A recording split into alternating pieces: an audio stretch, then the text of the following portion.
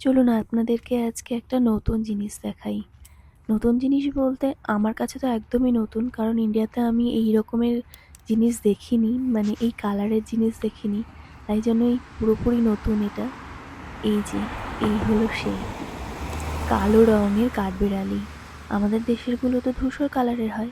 তাই আমি এরকম কালো রঙের কাঠবিড়ালি এর আগে দেখিনি। তাই জন্য ভাবলাম একটুখানি ক্যামেরা বন্দি করি। আর কি সুন্দর পাতা খাচ্ছে দেখুন। বেশিরভাগ সময় এদেরকে দেখা যায় না।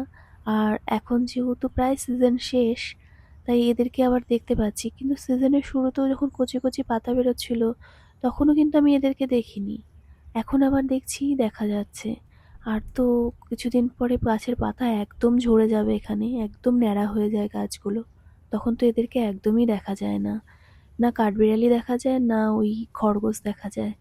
কিন্তু এখন এই নতুন ধরনের কাঠবিড়ালিটা দেখে আমি ভাবলাম একটুখানি ফটো তুলে রাখি আর একটু ভিডিও করি। কি সুন্দর লাগছে। এখন বাইরে অনেকটা ঠান্ডা পড়ে গেছে, আগের মতন হুটহাট করে বাইরে আর বেরোনো যায় না। কারণ বাইরে টেম্পারেচার অনেকটাই ঠান্ডা হয়ে গেছে এখন, আর বেলাটাও অনেকটা ছোট হয়ে গেছে।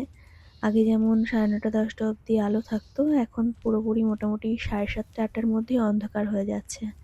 আর কদিন পরে তো আরো ছোট হয়ে যাবে দিন, কাজ করে আর সময় পাওয়া যাবে না। আমি অনেকটা দূর থেকেই ভিডিওটা করেছি যাতে ও ডিস্টার্ব না হয়।